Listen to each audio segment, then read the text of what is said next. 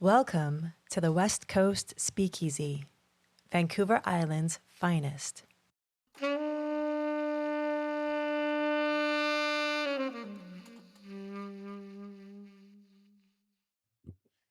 Welcome to the West Coast Speakeasy, everyone. I'm here with Kalev Mihkel Kaup. He was the talent booker at Logan's Pub for 2 decades, for 20 years, up until it closed in 2020. Thank you very much for coming, man. Yeah, thanks for having me. Yeah, I'm Yeah, very excited. yeah, Guess we could just start maybe with how you got the opportunity to become the talent booker there. yeah. Yeah. So I had a friend that lived on Balmoral, which I guess turns into Fisgard, but he had like this farm right there. I think it's still a farm now. Mm. And I was living there after a breakup, and um, and then there was a pub around the corner, and I went in, and they had what was the beer? A Kilkenny on tap, and I was really into Kilkenny at the time. I was like, oh, they have it on tap, It's a and good beer. yeah, right. Yeah. It's smooth Yeah. um and okay, I was like, okay, this is like an interesting hole in the wall, and the staff were interesting too, and then I realized, oh, they have live music here, and I was like, oh, and they have like some pretty cool bands coming in, and I was like, okay. So then I was just kind of hanging around. I didn't really have much going on at the time, but I think it started out by like they were building they needed a new stage in the one corner. It used to be in the window, and then so I helped build that, and just more and more got to know the people there and the staff and Chris and Christine Logan. Um, and I guess there was I think it was it was a Manitoba. I think they were called Manitoba, and then they changed their name to Caribou, or it went Caribou to Manitoba. I can't remember what it was. Joel Plaskett opened up. We didn't get to the Manitoba part of the night because there was we got closed down, and they needed someone to count heads for the patio there, Mhm. and that was my job at first. Right. Right, I was like, okay, I'll do it. Yeah, make sure there's only, I think it was like 20 people or something out on the patio. Mhm. I mean, that used to be a really happening space. And and then Sarah Rude was doing the booking at the time, and I think she passed on what was the act? Deerhoof. And and a lot of people seemed to be kind of upset about it, and I think she had a lot of other things going on as well, Mhm. and so she left. I think because she was really frustrated, and Chris Logan, I don't know what was going on between them, but I think I don't know if I think she left on her own, or they got into an argument over this show or something, and then suddenly he was like, oh, I guess I'm doing the booking, and I was like, I'll do it. And he's like, "Oh, I don't know." And yeah, he's like, "I'm gonna just do it for now." And then I think he did it for a couple of days, and then he came back and he was like, "Well, you actually know a lot about music, and would you still be interested in doing this?" And I was like, "Yeah." I said I'd do it. Yeah. I'll do it. And so I started booking, and yeah. What was like the learning? Did they give you any training? Like, Well, at first it was like, "Oh, come into the office," and there was a computer with a calendar, and there was like a lot of emails to go through, hmm and so I started doing that, hmm and I'm like, okay, this is weird, like I'm sitting in the office, and it's like, I could just do this from home, right? hmm And so I was like, I can just do this from home. And Chris is like, yeah, I guess you can, right? And so it's just checking emails and looking at the calendar, filling in dates, and being like, okay, yeah, I'm getting the hang of this. And then I think I was really just trying to keep sort of the vibe of the place through the years. And as it came on, it was like, okay, there's a lot of really cool bands playing here. I want to keep that up. And then there was a lot of local talent, and then a lot of like just like fresh, Mhm. off the street, new bands and stuff like that. Was And that very intentional to sort of program everything like that? yeah, it became pretty clear that there's a certain vibe, Mhm. that which is to propagate culture, Yeah. right? And to do that in you know the purest way possible, right? Mhm. And so that um Chris and I brainstormed a couple of it was like, how about we do this showcase night Mhm. on like a Wednesday nights were always abysmal, so we were always trying to figure out a way to fill those nights. And I was like, how about we do this showcase night where we offer up a sound man, the whole play on a stage Mhm. in a venue, for free, bring your friends, Right. give you drink tickets and all that kind of thing. And Mhm. that really caught on, and we got a lot of you know raw talent, and some of it was just awful, and but then some of it was really good, right? Like there Mhm. was a band called Pack AD. I think they're still around, but I think they ended up being on the cover of Rolling Stone. The Sheepdogs from the Prairies came out and did one. Just a whole bunch of, I'm sure I've forgotten a few too, but like bands that really went on to, they were like, oh, thanks for the opportunity just to come in and like, Yeah. you know, What did I read? The Japan Droids, I oh yeah, the think. Japan Droids was one we did that a couple of times, I think, with Yeah. maybe Frog Eyes or someone like that, But or so it really sort of mm. became like almost like an incubator or like a breeding ground for bands before they really like caught mainstream success in a way. Yeah, and I mean some had already caught Right. I mean, and like I think one of the biggest acts that I think of as one of the biggest acts is Dick Dale. Okay. And this is the guy that influenced Jimi Hendrix, and he was a left-hand guitar player. I mean, I had him come to the bar twice, Hmm. and second time was with his son acoustic show, which was like, okay, how's this gonna work? This is like he's like known to play Hmm. like Miserlou and all that, like the Hmm. surf stuff from Yeah. probably Pulp Fiction is probably one of his biggest things. But he was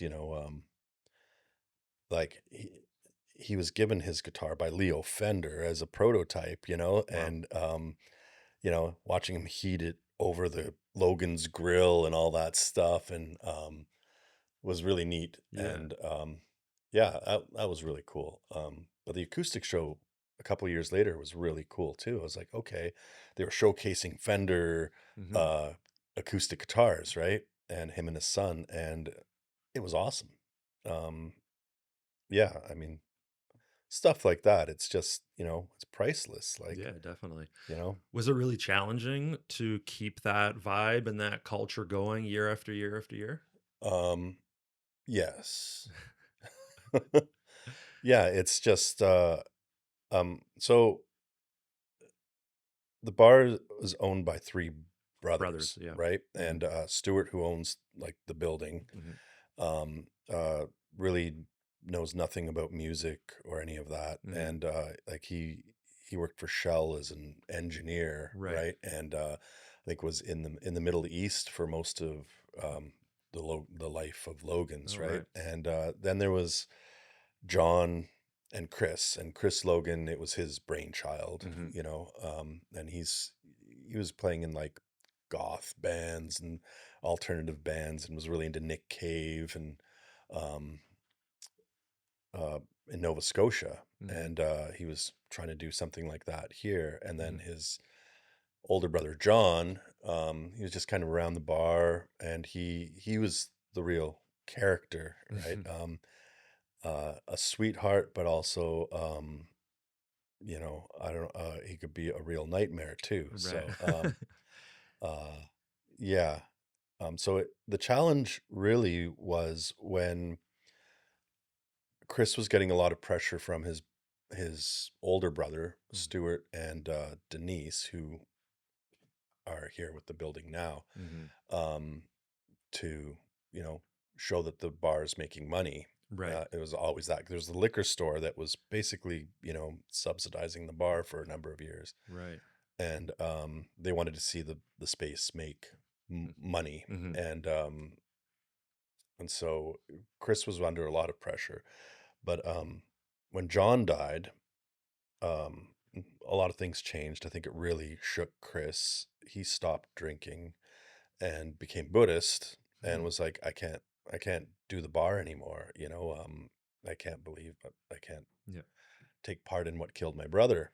And so as the booking agent, and I was like, okay, things are changing here. And Chris didn't know how it was going to change either. He was like, he thought maybe his brother and sister-in-law were just going to shut the place down. Right. Um, And what year was this? uh, this probably would have been 2016. Oh, okay. I'm thinking Mm-hmm. probably around that time. Mm. Um, so it was like, yeah, a few years before, yeah, the COVID hit, and then they decided to pull the plug.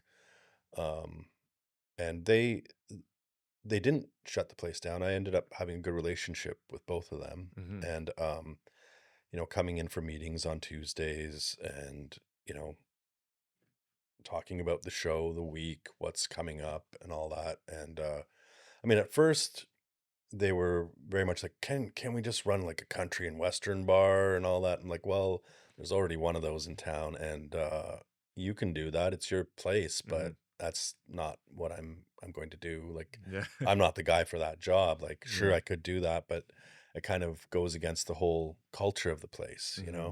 And so working with them, there was a bit of a learning curve for them, as well as for how I dealt with them. I mean, they were really tight on the books, so things ended up getting more challenging to book bands because I had less to offer. Mm-hmm. Um, I mean, when in the early days, when I first started, it was like, okay, we would pay for the ferry, hotels, food, unlimited Everything. drink, everything, right? It Mm-hmm. was like a sweet deal, right? Yeah. And as time went on, those things became tighter and hence became more challenging. Mm-hmm. Um, and honestly, working with Stuart and Denise, there'd be nights where it was like, oh, this band did terrible on this night. Don't book them again. Mm-hmm. And I was like, well, hold on, like that was a Thursday night. Maybe it was even a Friday night, Mm-hmm. but there were like three other things going on in the city. Right. It was a dead night. And yeah, they didn't do well that night, but they've had a big part in the culture of the bar, Mm-hmm. as like they have played here so many times in other bands as well, right? Mm-hmm. And I mean, the musician network is really deep and almost incestual Mm-hmm. in Victoria, right? In any of the music scenes, which there are, I guess it's all one scene, but then there's, those facets. There's the punk, there's Sure. the indie, there's the metal, and Mm-hmm. they're all really, um, they're pretty tight even with each other. I mean, yeah, Yeah. I Yeah. don't know.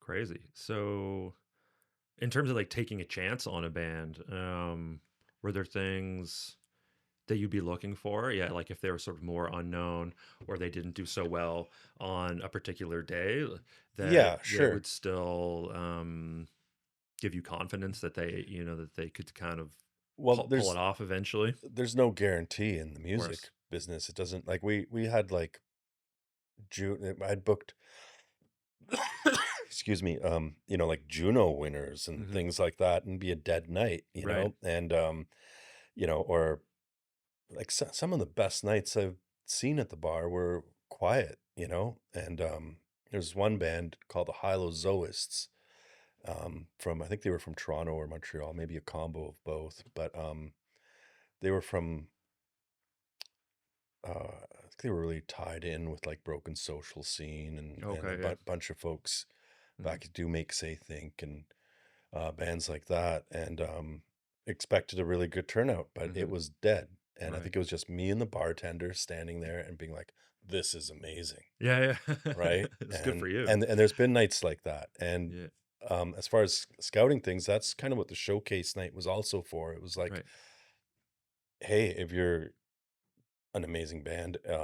And it also gave me um, bands to pick and put on a bill, Hmm. right? I mean, we'd have like some nights are ridiculous, and you have like 3 or 4 bands, and at the end of the night, people are like, "Well, why didn't we make any money?" And it's like, "Well, there's like 3 or 4 bands on the bill, right?" Yeah. It's like, um, so I always preferred a 2, 3 max Right. night, Hmm. but when people are booking a show and then they suddenly show up and they're like, "Oh, there's actually 5 bands on the bill," and it's like, "You're kidding me." Well, then are you sharing backline? Oh no.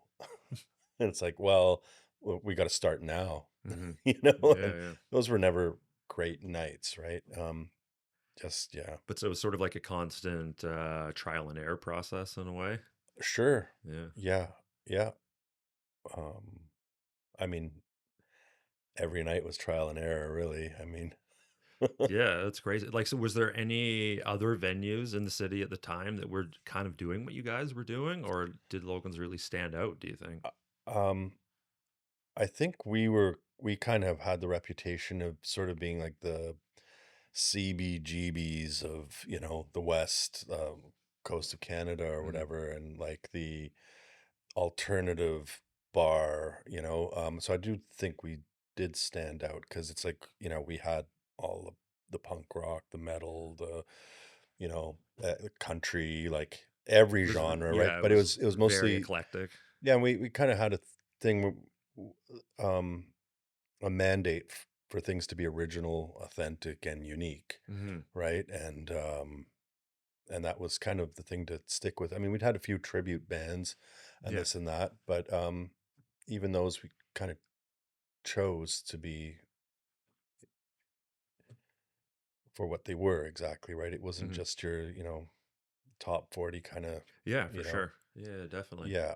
Yeah, and if there was like one act you could bring back, let's say you were back, back at Logan's again, you could do one show for a Oh, night. Is there like a band or even a couple that like really stood out for you? well, I think um it would just have to be the Sadies. They were my they were beloved to the bar in Yeah. general, right? I ended up becoming really good friends with Dallas, who sadly passed away while I was in Toronto, and we were supposed to get together for a beer that weekend. And he found out he had a heart issue, and he was on doing a stress test at the hospital, and he died right there and then. And it Wow. was shocking. It was like middle of a That's blizzard really in shocking. Yeah. yeah in February, and So the band lived here? no, they're Toronto Oh, they band. are from Yeah, Toronto. yeah. Okay. The Good Brothers, so they're where their their dad and his brother's Hmm. band. They were like an old sort of country bluegrass Okay. band, and Yeah. friends with Gordon Lightfoot and all that. They brought up Hmm. in that kind of house. And but the Sadies, yeah, they were like just that was my first big contract, Right. where I had to have the contract and everything in order and all of that. And Because they were pretty big at the time. oh, they're big now. They're Yeah. headlining the Folk Fest Right. tomorrow. So um and yeah, and the plate we I think I had them for 2 nights that time, and then yeah, they sell out every time, right? And it was Yeah. like Right. and uh and the music's awesome. So, but the reason I really bring them back is because they were my first like official contract as a booking agent, where Hmm. I had to deal with, agents and all that kind of thing. And I, at the end of the night, locked their money in the office, Hmm. and you know, locked the keys in with the money. And I was like, oh man, and they gave me a really hard time about it. But yeah, and so yeah, I mean, we had to laugh about it the next day and all that. But yeah, it really stressed me out as I was like taking it very seriously, right? Hmm. And but yeah, that I think I would have to have them back. Just that would be From that the would be the right thing nostalgia. to do. Yeah, Yeah. yeah, Yeah. Yeah. yeah. That's cool. And what about something you saw? Like, what would be one of the craziest things you saw like on stage there that you could share with Oh, us here? well, I mean, there's a number of things. There was like, there was. the early Bloody Betty shows where, there'd be like basically blood all over the place of the bar and all, like That was just taking part of the taking a heart, yeah, performance. part of the performance, Hmm. I think they had like someone dressed as a nun that ripped out a heart and then just like tore it apart and Yeah. threw it at the audience. I mean, we had a band called Tard, and this was like just, oh my God, just um yeah, it was pretty bad. The guy wore a diaper on stage, and he like, you know, he had like cat food in the diaper, and he'd take it out and throw it at the Whoa. audience. Really like just nasty Nasty kind shit. of Yeah. stuff. Yeah.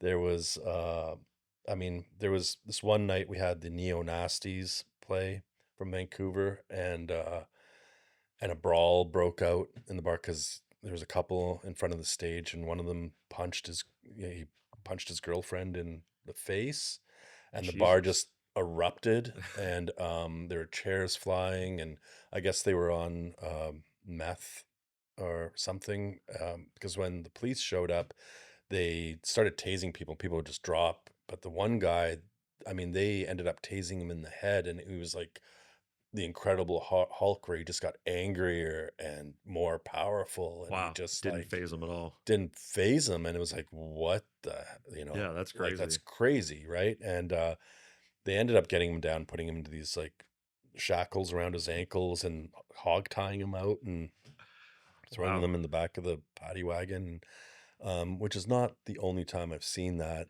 being there, but yeah, there's some crazy nights. That's pretty intense. Yeah, it was intense. I mean, Yeah. tasing people in general, that's pretty wild. Yeah, yeah, it was because yeah, it was crazy, Yeah. you People were know. dropping left and Yeah, right, you were yeah, saying. yeah, Wow. and I was like, oh my God, Crazy, man. this is nuts. So was the brawl like a brawl like that was the only one time you ever saw like a big Like that, like there of was that scale? that on that was the most insane time. Hmm. Yeah, hands down.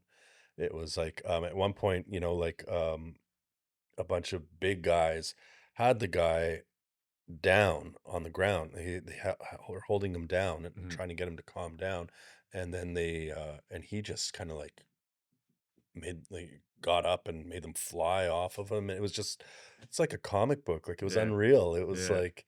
like Sounds pretty Hulk-esque yeah, it was there. just Yeah. like holy smokes! Like this guy's just tearing the place apart. Hmm. And yeah, not exaggerating when there was like five big guys or something he just threw right off him, Wow. and tables and chairs flying through the air and the tasers going off, and Hmm. it was just like it's like this is crazy. I think a normal person probably would have made that their last night working there, Yeah, but right. you know yeah, something wrong with me. Well, did that ever cross your mind, or was it all just kind of exciting and just like a part of Yeah, being it in didn't the actually scene? And cross my mind at all. yeah. It was just like that was crazy. Hmm. you know Yeah. um I hope that never happens again. Right? Yeah. Like everyone came in feeling pretty shook up the next day Hmm. and just like, oh, I can't believe that happened. And Yeah. it's like, well, I'm not going to book those guys again. Yeah. Yeah. I mean, I Yeah. imagine too, like if it was like today with social media, all that shit would have gone Oh, viral and well, like it would have been exactly. Yeah, crazy, yeah. right? And basically that was during the John Logan era. He got knocked in the knee that night. I ended up taking him to the hospital at the end of that night, but he during that era, there were things that happened, things that were said, like he'd drink, things he'd get aggressive Hmm. towards certain people, and Right. things you say and do, Mm. if that was ever caught, on On any kind of video now. nowadays, I Yeah. mean, it, There would have been a big problem. there'd be a big problem. I don't think the bar would have survived as long as it did. Right. Yeah. Yeah. Yeah, yeah, no. Saving grace, I guess. Yeah, yeah, Yeah. yeah. I mean, you see, working in a bar that long too, you see, people's a lot of issues, right? Hmm. And it's it's sad, I don't know. For And Jo- someone and like that, I and John imagine Logan's too. Yeah. story is a sad one, Hmm. like he had an alcohol problem. He had a lot of issues. He was born with a brain tumor, and Oh wow. he was always taking medication for that. And Hmm. I mean, he had a big heart, and you'd see most of that when he's sober. Yeah. You know, you take a drink and suddenly things Start turn, right? shifting. And, Yeah. there's a good, dozen of those people over the years you see in the bar, Yeah. that it's just a switch goes Right. off, right? And they either become like, you know, really nasty, dark, right? Hmm. Or maybe they become really jolly, and that's more acceptable, Yeah. but at the same time, they're drinking themselves to death, and it's Right. brutal, you know? Yeah. Yeah, that would be hard to see and to kind of witness. Yeah. Yeah. And I Right. still see it, still see it with some friends, Right. Yeah. and it's like, what do you, how do you handle that? Yeah, I don't Yeah, know. it's tough. People they do what they're going to do Well, in a that's lot it. of ways, You're and an adult, and yeah. all you can do is, offer them a ride, Hmm. set boundaries, Yeah. Right. Exactly. which, Yeah. which I do. Yeah. So That's good. yeah, yeah. Mm. With some of these friends, I'm like, okay, there's a line here. Hmm. It can't be crossed, Yeah. you know.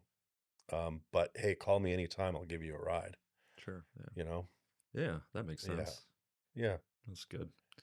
Well, like, what about with the musicians too? In terms of dealing with them, was that really hard? In a lot of Well, I'm a ways, or musician, right? So, yeah. I mean, we understand each other pretty Hmm. well, right? And there's lots to be passionate and talk about, it's like I love that part of it, Hmm. even being a little, starstruck at times, in the bar, but you end up getting into a discussion with some folks and you're like, oh, this is cool, we're both into this kind of Hmm. thing, and talk guitars Hmm. or bands or whatever we're listening to at the time. And yeah, all that kind of music nerd stuff, which, is why I think I was around there that Hmm. long, and Yeah. Yeah. why I was the man for the job. Yeah. Um, yeah, yeah. So from that standpoint, it was easy then to deal with the I loved musicians. it. Yeah, that's yeah. What about like their managers or their agents, stuff Yeah, like that's that? different. Yeah, yeah. Yeah. And then there's some musicians, I should say, and I've mentioned this to people too, is like, as a person that's booking the band or whatever, I'd have some like quite often folks coming up to me and saying, "So what did you think?" And I if I my response would be like, "Well, the people that were here seem to really enjoy it, right? Hmm. Because I may not have, right? Yeah. Because it doesn't really matter what I think. It's about who you're playing to, right? Right. And it's Of like, course. well, that music tonight was not playing to me. It wasn't my Hmm. thing. I did Hmm. not enjoy it myself. Right. And I like all kinds of music, but Hmm. and I mean, I can't count how many bands over the years, right? So Hmm. there's a lot. And there's a lot of mediocre stuff out there, right? And there's a lot of stuff that's just like, it's just not to my taste. And that's fine. So somebody would ask me, well, what did you think? And I'd say, yeah, well, the people seem to really like it that we're here to see you. And they're like, no, but what did you think? I'm like, oh, please don't ask me this. Cause it's like, okay, and now I'm going to like bruise your ego or whatever, right? And Hmm. be like, okay, it wasn't my thing. Right. And then it gets into the whole thing of like, oh, well, why isn't it and it's just Hmm. like, oh, what? Like the last thing I want to deal with at the end of the night Yeah. is trying to like make somebody feel good about their music, and like Hmm. for my sake, it's Hmm. like, it's like, no, I'll book you again. You had a good audience, and whatever, right? Yeah. Yeah. Um, yeah, so that's one of the more negative thing, managers and all that kind of thing. Um, Professional ones were great, because they're professional. Yeah. They know Know what what they're they're doing, doing. right? Hmm. Um, but then you'd have bands where it's like, oh, I'm the band's manager, Right. and it's like a boyfriend or a girlfriend or a friend of the band that's sort of taking on this role, and it just be weird. It got weird, in some of those instances, and it's just And like, they clearly don't really know what they're doing. yeah, and it's like, well, so you're getting a cut, or like, what's the deal here? Because I don't really understand the role, Yeah. right? And then When are you they're negotiating with that person too for what their payout's going to well, be? yeah, I mean, a lot of it was just like, a lot of it had to do with like booking and what the expectations were for the show, and Hmm. but then they wouldn't, half the time they wouldn't know what they were talking about, right? Right. And you know saying, oh, this person needs this monitor here, or a double. It was like, we don't provide like like uh a double kit drum or whatever, right? Hmm. It's like just weird things, right? And Things they should have because known they think, beforehand. Yeah. well, or they just think that there's something, like that they Unlimited can, equipment. yeah, that they can Yeah. ask for, Hmm. or they just don't really know. It's like, not, it's I mean, these are young people. They're Yeah. trying to have, a manager, and that they're going to do great things for the band and all Right. this kind of thing. But Yeah. really, it's like, you don't even need a manager, at that point. It's like, most managers for bands, when the big bands, you don't ever actually meet them face to face, Right. so they're the ones dealing with, well, managing the band. Where are you going to be this night? Blah blah blah. What's the rider? All that Yeah. kind of thing, right?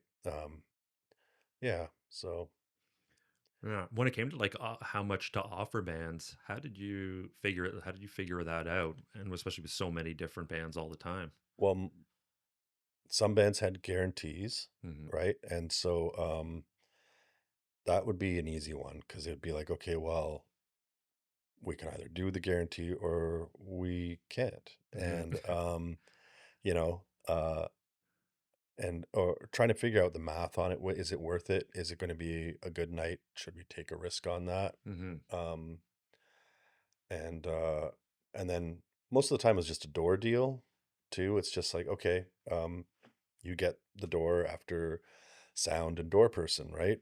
Pretty good deal. And So you didn't have to actually necessarily pay them as additionally to that. that's right. Yeah. Yeah, yeah. I mean, that's what how it ended up being. In the beginning, it was like, even if you're coming over on the ferry, you got all that stuff. You Like got you the were saying, ferry yeah. deal, Hmm. and you got $100 on top. Hmm. You know. But that faded, as you were Oh saying. yeah, it's just like, I don't know what they were thinking, to be honest. It was sweet, Yeah. and I was like, But not man, but not. particularly profitable. No, it didn't make sense, right? Yeah. But I mean, this is what you get when you get somebody, a musician that's trying to run a venue, right? Hmm. And it did make the place wildly popular and got it on the map. Hmm. So, So maybe it was worth it, right? yeah, I Hmm. mean, yeah, I mean, the amount of talent that's come out of there, the memories, the connections that people made. I mean, to me, that's what it's all worth that, right? Hmm. It's like, I met my wife there, right? And Oh, nice. yeah, through uh, uh, her best friend was a promoter, and Right. she was doing the rock and roll market, and it was the Christmas one, and it was always around Christmas. But yeah, her birthday is December 15th, and Hmm. the market was going on, and it was like, oh, my friend's coming. It's her birthday. Come pick something out, and help me pick something out. So I did. And she walked through the door. John Logan was behind the bar, and I was like, I'm gonna marry that girl. And yeah, the rest is history. Wow. So you knew right So away. yeah, yeah. I mean, I formed bands there. Yeah, big. It was really important for me, Yeah, for obviously, the sure. place, and Yeah. I think if it was that important to me, it was probably pretty important to a lot of people. So, It sounds you like it, know, and I mean, there must have been like a pretty like regular group of people that that there's the would regulars, yeah, come kind of yeah. all the time. There's the day people too, right? When the shows aren't happening, like, it's also a neighborhood pub, right? So you did Right. have a lot of those regulars, and then just the regulars for the show. Some people would just come to anything, right? And then, you had people that just loved, metal, or they loved the punk, or they loved whatever the bands were, right? Mhm. We had the Hootenanny on Sundays with Carolyn Mark, and she would, bring in co-hosts, that were on tour, like Core Blund, um, numerous people. I think Joel Plaskett actually came and did one too, and yeah, those were always fun. Yeah, I know that meant a lot to people too. So there's nothing like that now. Yeah, that's true. Yeah, Yeah, I mean, it's been somewhat sad here with the closing of like so many venues yeah, and yeah. just how many have been shut down. Like, what's your view on like the future of live music here? Well, there's still shows, Totally. you Yeah. know. I mean, I'm playing one tomorrow night. So, You are. Yeah. and I mean, I've seen the city change a lot. I saw a lot of good venues close, and there's a few. I think it's a little tougher to find. I mean, a lot of venues, it costs a little more to play them, or you have to rent them out, Hmm. or you have to expect to be out at a certain time because of DJs, or Right. something like that. Hmm. But you can get yourself in on a festival. I Are mean, you doing the booking for the Roses? yeah, I am. Yeah, yeah, yeah. I do all that. In my other band, Cosmic Foam, I I don't do the booking. I was like, I don't want to do the booking in this Mm. band because this Mm. is all I've ever done in any of the bands I'm in, Right. right? For obvious reasons. But yeah. So is it just Um, the economic viability of these venues has just changed so well, much? there's that. Yeah. I mean, going out of town, I I've seen the big shift from Victoria musicians to Nanaimo musicians, so that's why we started playing in Nanaimo a lot, because not only were the venues more doable, Hmm. um, there seemed to be a really good creative scene up there. Oh yeah, that's Yeah, cool. yeah, just I think it's more affordable to be there, and there's just more places to play. There's a really good arts community up there. Hmm. I didn't Yeah, really know so that. Yeah. yeah, so Okay, kind of that's cool. drifted up there for a lot of shows, right? Hmm. Yeah. Yeah, my last I think High Arctic show, which is a band I had for over 10 years anyway, with Scott Henderson. Um, we did our last show up there at a place called Crace Mountain, which Hmm. is a sort of an art house, and they Right. have these amazing shows in their yard or in their basement, Hmm. Oh, that's cool. and it's just, yeah, you get like a lot of people out, and Hmm. it's a lot of fun. Yeah, and I mean, you don't have to pay anything to do that. So, are you concerned about the sort of music scene in Victoria then, or what? I mean, What are your? I mean, there people have still found places to play, right? It's just I think it's Logan's, to me, was like this place where you could kind of any night of the week you had different music, Hmm. right? And now I feel like places are a little more specialized or Right. something, right? There's just yeah, there's like for instance, the Phoenix, which is just basically punk and metal, Right. right? Or there's It's just down the street. yeah, I Yeah. mean, um yeah, and then there's, Lucky Bar still has shows, but I don't hear them about them as I think much. they are doing some like mixed, Yeah, kind of like mixer fairly mixed, showcases and but it's kind of stuff. like come in, get out, Right. right? It's not like Logan's, you could hang out, Right. and Yeah. that Yeah. was a big part of it, is like you come in early before or after the bar closes, people would hang out or Hmm. whatever, and there's that social aspect to it, which really Yeah. helps the culture, right? Yeah, And definitely. Whereas these are just more like just for the yeah, show, in and out kind of yeah, thing. But exactly. there isn't really like a Yeah, recognizable there's culture no there. mingling of Mm. cultures, right? Hmm. And I think that's where you get a lot of like the creativity comes out, is when Yeah. people can have a chance to really like talk about what they're into, and oh, that guy looks scary, I'm gonna get to go over and talk to him and see if he really is, right? And we find, oh, he's a freaking big teddy bear or Yeah. whatever, right? Well, and probably too, I mean, if Logan's had developed a reputation that of really good quality as well in terms of the musicians, and you felt like you could go there on any given day, it's almost like a New Orleans or a Yeah, Nashville or something like that, where it's just like it doesn't so much matter who's playing, but you've that's kind of right. got that confidence that it's going to be really good. It'll be entertaining at the very least. Hmm. You know, Yeah, and like, I mean, there's. I'm saying, like, there were a lot of nights where it was like, what is this, right? But somebody's always into it. Hmm. But maybe there was a few nights where it was like nobody was into it, and it's like, Yeah. oh, okay, well, I'm not gonna do this again at Mm. all. This is just not good. Yeah, it's It like kind of the nature of it, I guess, though, right? You're just gonna have those nights that don't quite work out when you're trying to book like seven well, nights a week. for me, it's like I have an ear for all the genres, right? Like whatever it is, and I can Hmm. tell what's good and what's not, right? Hmm. And some things are just not good. Yeah. Some things you're just like, this is like you shouldn't do this, Have you ever and had that's a to just terrible like thing to think. stop a band Yeah, because of that? mostly because of curfew times, right? Right. And then Okay. it's like, okay, turn the power off. They're not listening to us, Right. right? Turn off the mics. They keep playing or whatever, Right. and they're pissed off at us, and we're pissed off at them, and it's just like, Yeah. you know, So not because of cringiness though, or just like well, no, because an act was just so off putting. yeah, I mean, hey, like I was telling you, there's a guy with a diaper throwing, cat Yeah. food at the audience, right? I mean, I didn't stop that, Yeah. right? So it's like, you got to kind of let even bad art deserves to Hmm. be there, because Hmm. without it, you can't, you need contrast. It's like, For sure. if that's terrible, it's going to make the other act sound really good or whatever you hear And next, right? something that's as eccentric enough as that could all, some Yeah, people are yeah. into Well, that some too, people are right? into it. That's the Yeah. thing too, right? Yeah. And it's not my job to decide, like, Yeah.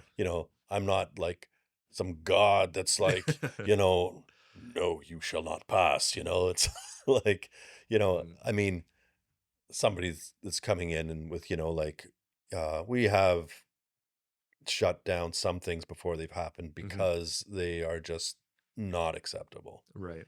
right? And it may be racism, or it may be related to that, or you know, uh, there was one band that was really like rapey, and it Oh was yeah. just like they had like a lot of merchandise that kind of Promoted that. promoted that, and Yeah. it was like, we're not doing this, Yeah.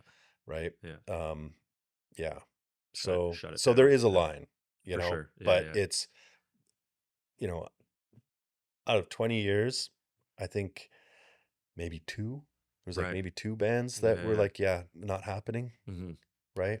And that's I'm thinking, one was racist and one was, incredibly misogynist, right? Yeah. And it's just, out of out of, Or like what, 1,000 shows. thousands of bands, right? Yeah. It's like it's not bad, you know. No, not at all.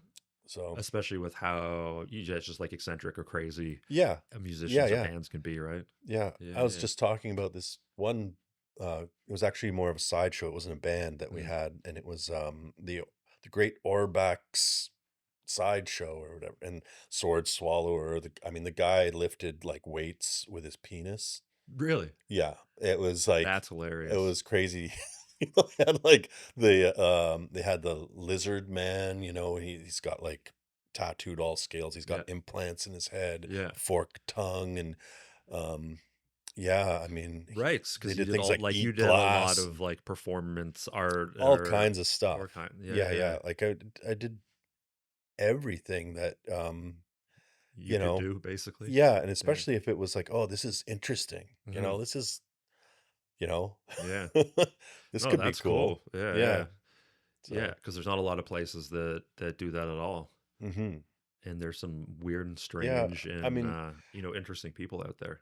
like back early on, there were steamers, right? So Okay. and we had friends at steamers too, and we and Lucky, the earlier days when they were just a music venue. Hmm. Liam, who was booking back then, is a good friend of mine, and he had a night with, speaking of DJs, it was like Mo and Lux, Liam, Lux, and Mo. I think Mo still DJs, but Liam moved away. But yeah, we would all, they came to our bar, we'd go to their bar, and pour shots for everybody, and Mm-hmm. welcome, be Mm-hmm. very welcoming, Yeah. knowing we were very different bars at the time. Yeah. But back then, Lucky was actually a little more trying to do like make a. They were more diverse, I guess, Right. Okay. right? Yeah. But yeah, yeah. Yeah. Well, so from the standpoint of the impact that Logan's had, would you say the culture then is kind of what you're most proud of from your Absolutely. time there? Yeah, for sure. I Yeah. mean, it's, that's the whole thing with, artists and, music, and you're trying to create culture and bring Mm-hmm. people together and have this sort of unifying thing, Yeah. right? And make life a little more interesting, For sure. And to be a part of that and kind of almost like creating or directing that in some way because you're the talent booker, like you're a big part of how the culture developed, I guess, right?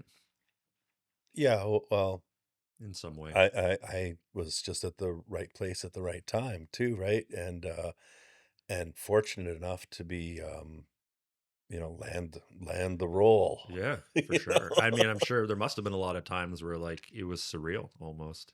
Oh, for sure. There was a Yeah. lot of battling, like it was, I was the middle man between the bands and the bar, right? So there was a lot of tug of war and being like, okay, well, I can't give you this, but I'm going to do everything I can for you. And I'm going to gripe at the owners about, Mm-hmm.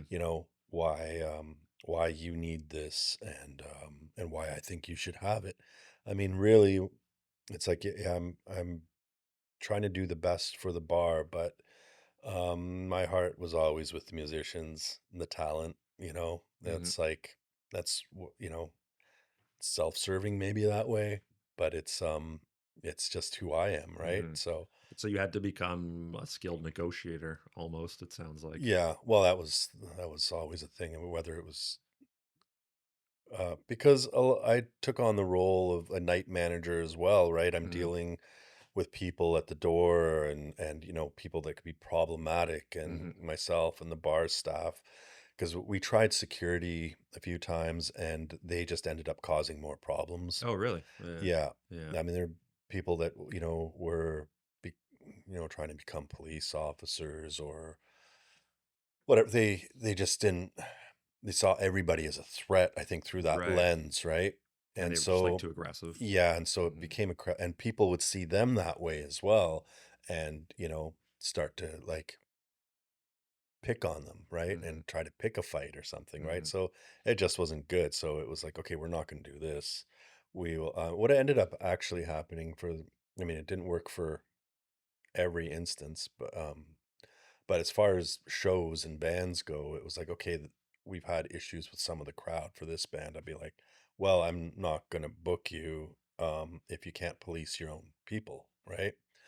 Okay. And Yeah. and that worked. Mm-hmm. Um, of course, there's some nights where it's just like, okay, this person's not with us. They're being, really difficult or whatever.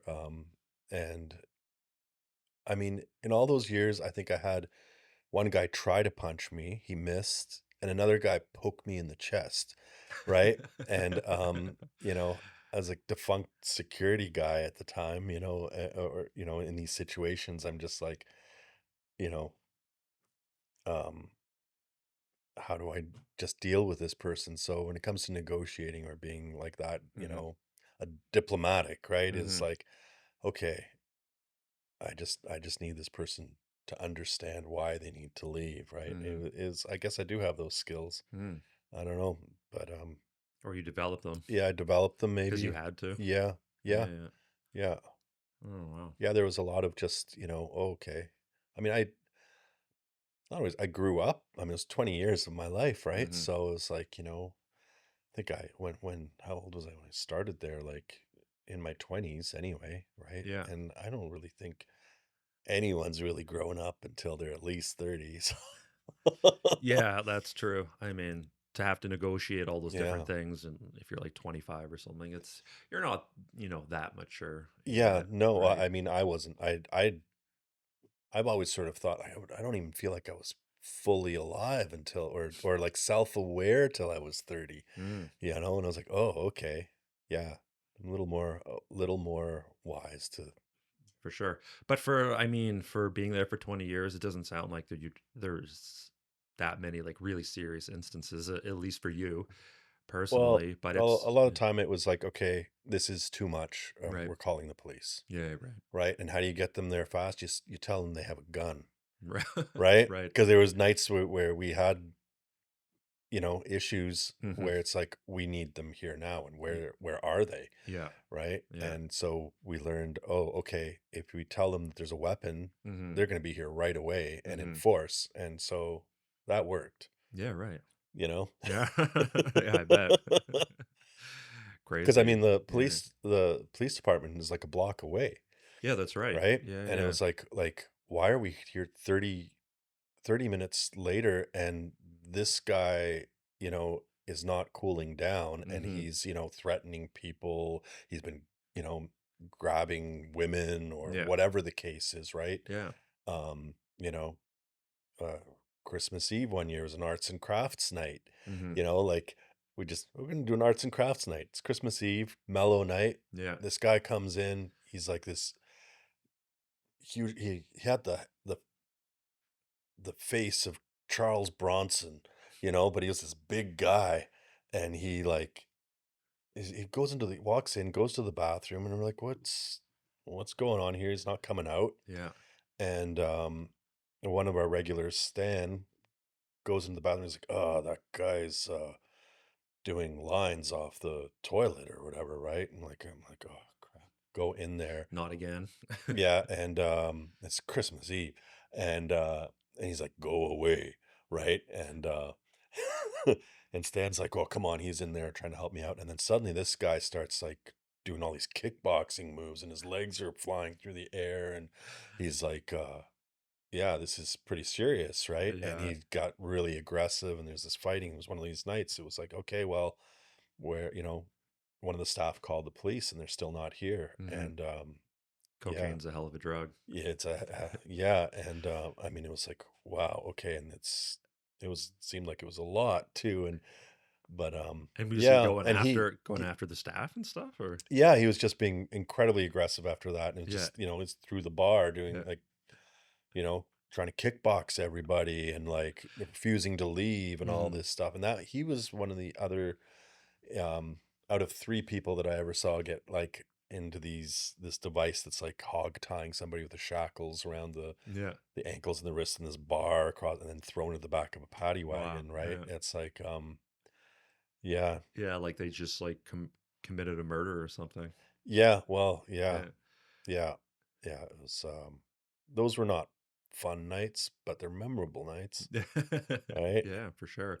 So like when Logan's shut down or when they thought they were going to have to, like that must have been pretty devastating Yeah, for yeah. you and I guess the, the It's whole still the a whole sore team or spot. family. Yeah, Yeah. it's a sore spot for sure because we were seeing all kinds of other venues doing, like, well, we'll do like we'll stream some shows, Hmm. right? We'll have an environment, we'll set it, we have the stage, we can do all of this. Oh, because like Herman's and the Coda did that, right? Yeah, and Hmm. many venues like Hmm. just around the world were Yeah. doing this, Yeah. right? Yeah. And it was like, well, we should do this. Hmm.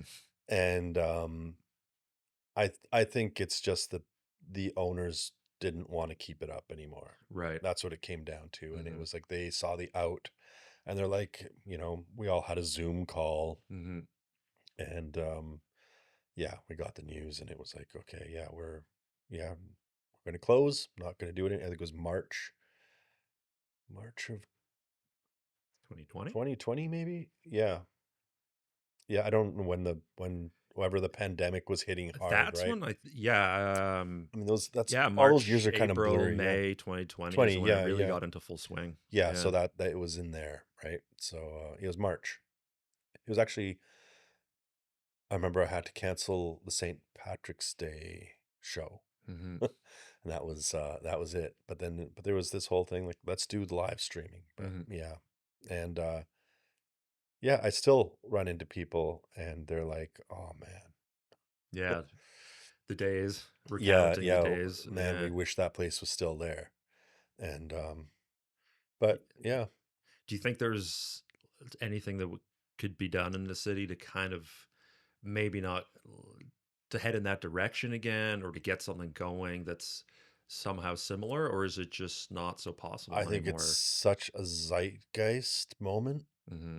that I mean, all all the conditions had to be right for Hmm. that place to happen, right? I Yeah. mean, it was like the place ended up getting the nickname Tavern of the Damned because at the time there was a Baptist church next door, and we were kind of they didn't really like the hootenanny and Hmm. all this stuff happening on the patio, and Right. and then there was like, apartment buildings came up across the street, and we always got those complaints, and Fernwood itself, I mean, the city was different, Hmm. right? I mean, it was a whole different time, place. I'm sure. Yeah. Uh, for someone, I mean, who knows? It'd be great if there's something that's like that that would pop up. I Hmm. mean, somebody would really have to have, you know, the money and a lot of like disposable income, Hmm. you know,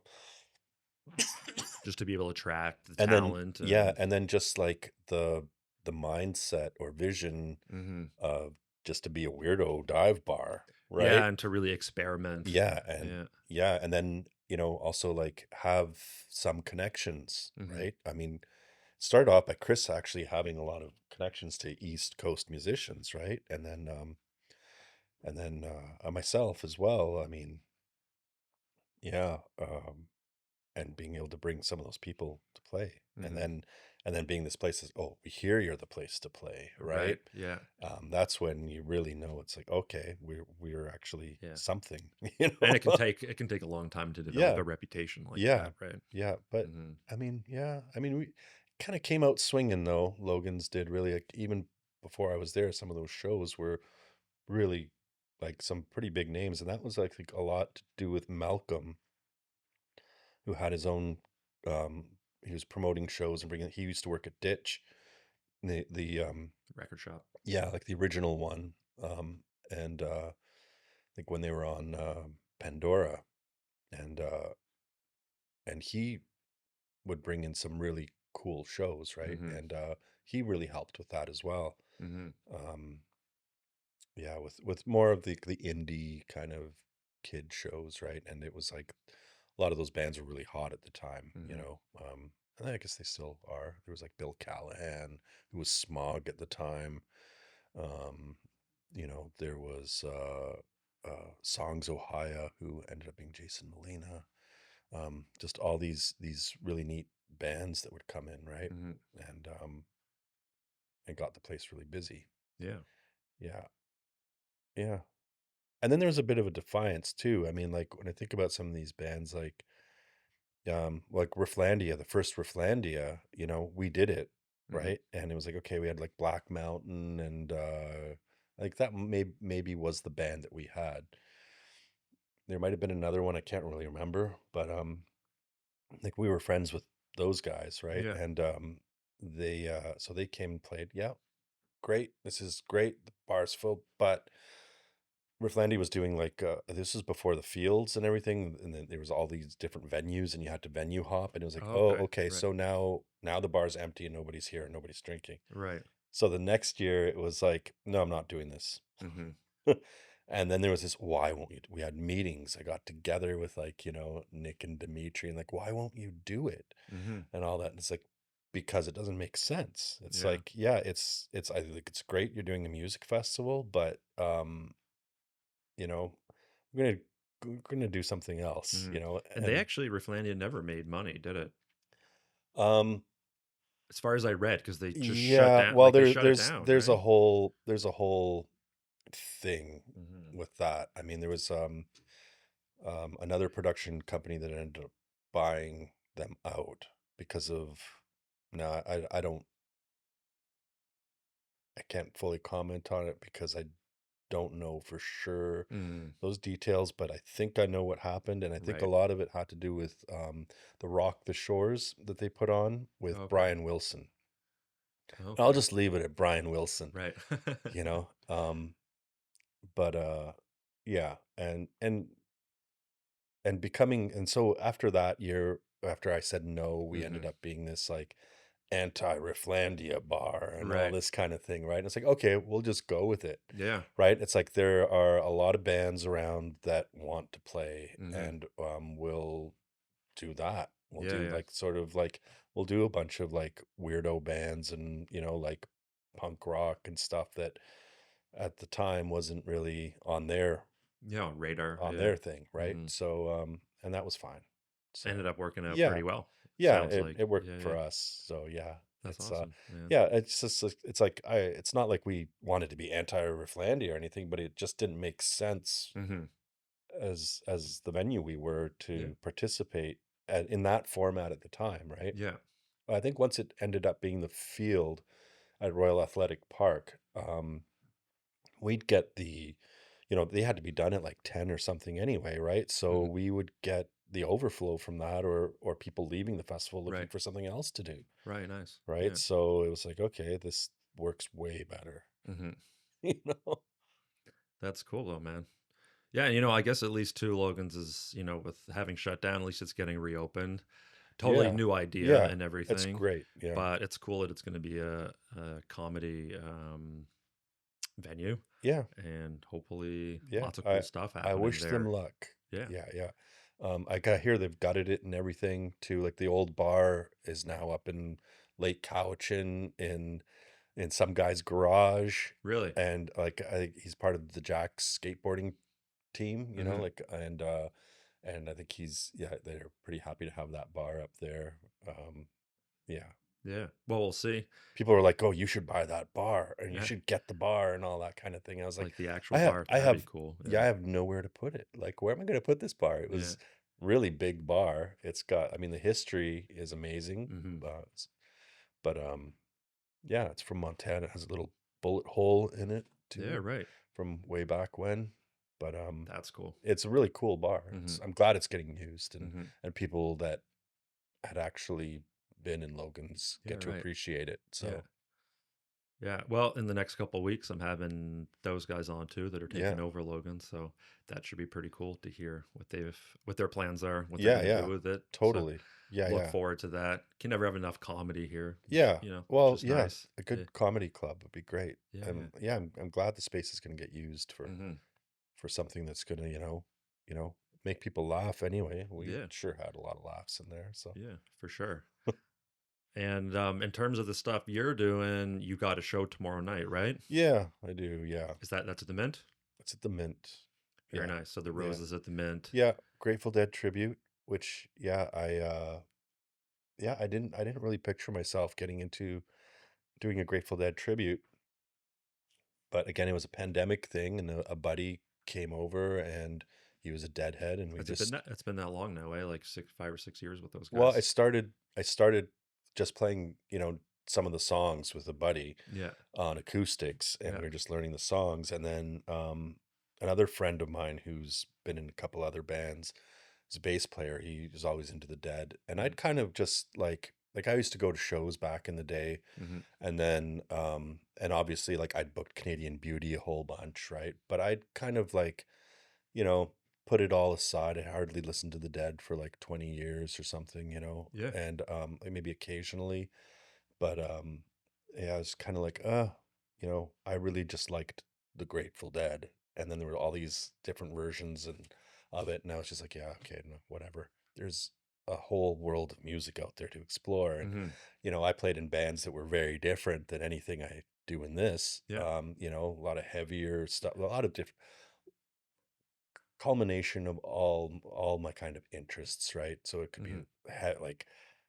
I was always like, okay, I'm like Black Sabbath on this hand, and the Grateful Dead on this hand, Right. right? Yeah, yeah. You know, though my first concerts I ever went to were like jazz concerts, Right. it was Yeah, like yeah. Cab Calloway and Eartha Kitt and stuff, Mhm. right? Um, but yeah. the Dead thing, it's like, It's cool. Yeah. yeah, well, Canadian Beauty would come and play it, and I'd always be like, Dark Star, play Dark Star. Mhm. And Lucky was like, oh, well, we're not really doing that. And I was like, oh, come on, we need Dark Star. And so I just wanted to kind of give my voice Yeah, that's cool. to that music. I really enjoyed learning these songs, and it was like, Yeah. well, it's like people ask, what's the great, like, I can't really get into the Grateful Dead and all this Mm. kind of thing, right? It's like, well, it's the angle you're coming in at, right? Right. And it's like, how do you explain what the Grateful Dead's like to anybody? Mm. And I'm like, well, um, I think of it like a mixtape, right? Right. It's like there's a song on there that you're probably gonna you'll know, or you'll really like. Hmm. And there's gonna be stuff on there that you're like, I don't get it, Yeah, yeah.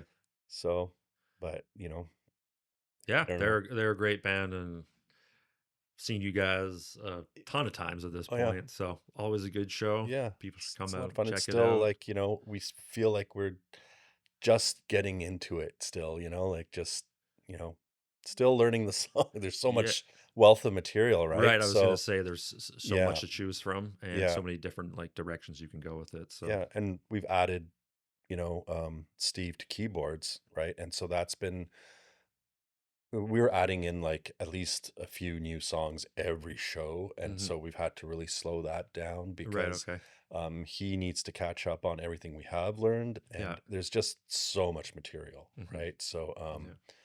but yeah, the main thing is to, have fun doing it, and, you know, just trying to conjure, The that vibe. Grateful Dead spirit and Hmm. vibe, when Yeah. we play, right? Yeah. I mean, Cool. I just love playing music, right? Yeah. And That's awesome. that's all it, that at the end of the day, that's what matters, right? Is Hmm. that we're all having a good time and enjoying it. So, Yeah, perfect, man. Well, yeah. thanks so much for coming on. Good luck on the show Yeah. tomorrow. And Thanks. Yeah. yeah, thanks for telling all those stories. Yeah. You're welcome. Thanks for having me. Yeah. All good. Thanks, man. All right. Yeah. Like and subscribe for more of Victoria's finest.